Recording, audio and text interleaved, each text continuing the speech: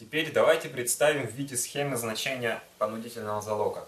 Первое, непосредственно понудительное значение, представляется в следующей схеме. Предмет А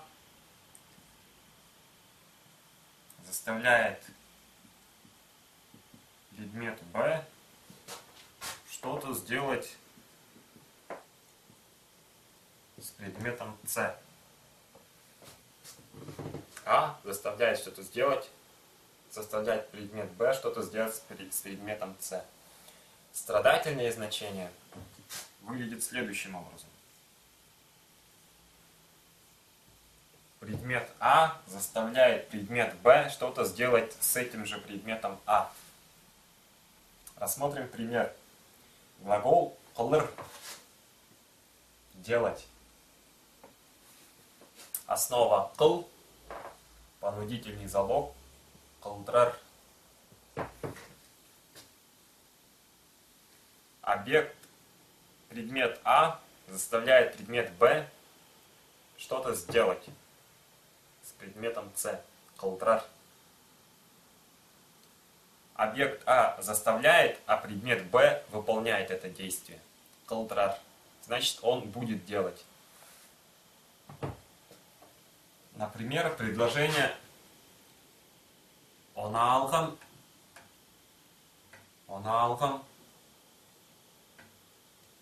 қылдырып қалдым».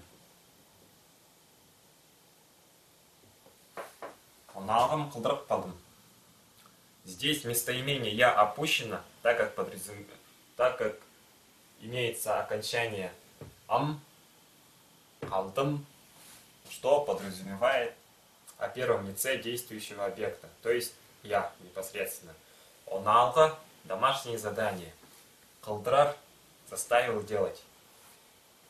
Это предложение переводится как «я поручил кому-то», «я поручил сделать мое домашнее задание» на русский язык.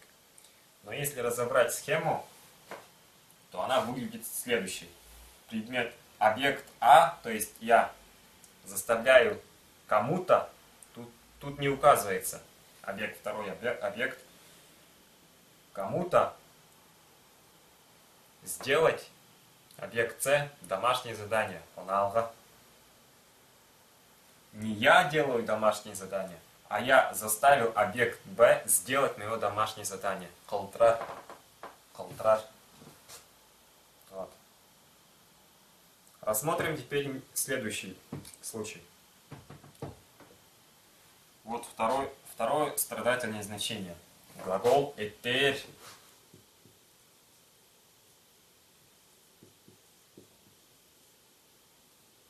«Этер» значит бить кого-то, колотить.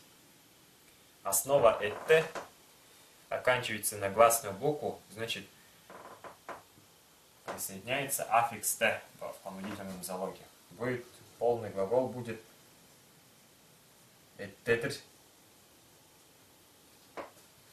что переводится на русский язык как «избиваться», «дать кому-то себя побить». «Этетер». Например, глагол «мен этет олдым».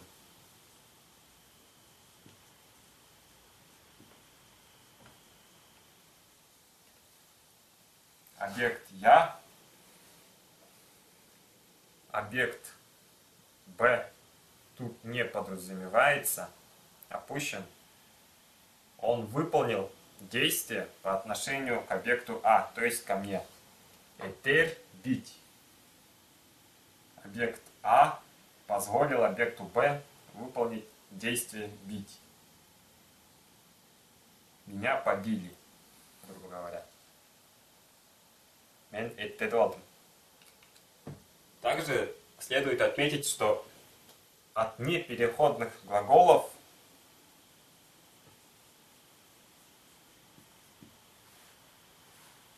в понудительном залоге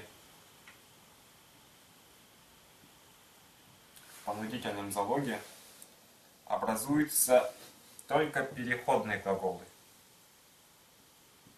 Смотрите, например, глагол «стоять». Я стою, непереходный глагол, не управляется винительным падежом. Жерге турармен, например, стою на земле. Понудительный залог. Как мы уже разобрали, будет тургузар. Заставлять, побуждать стоять кого-то. Это уже переходный залог. Управляется винительным падежом. Камны, чины, кого что. Поэтому это переходный будет глагол.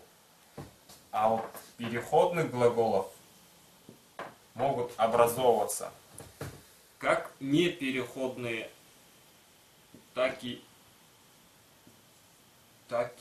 переходные глаголы в понудительном залоге.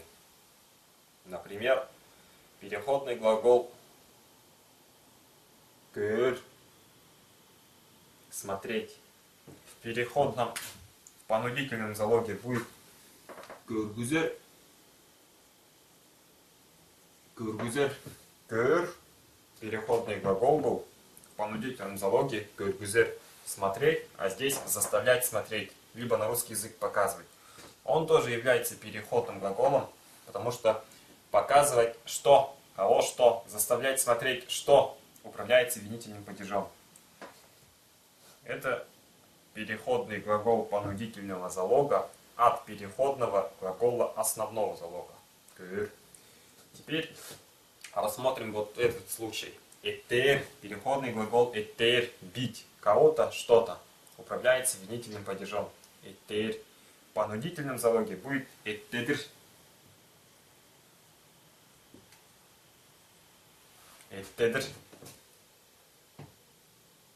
Давать, позволять себя кому-то побить. Этедр. То есть из этой схемы видно, что страдательные значения образуются только от переходных глаголов основного залога. От непереходных образуются только переходные. Переходные, то есть действие направлено на объект какой-то. По определению переходные глаголы не могут быть страдательными.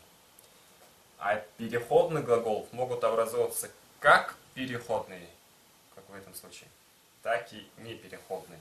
Непереходные — это значит в понудительном залоге только страдательные значения. Вот здесь вот страдательные значения. Не абсолютно все, потому что от нее образуются и переходные тоже глаголы. Но только от переходных могут образовываться непереходные глаголы понудительного залога в страдательном значении.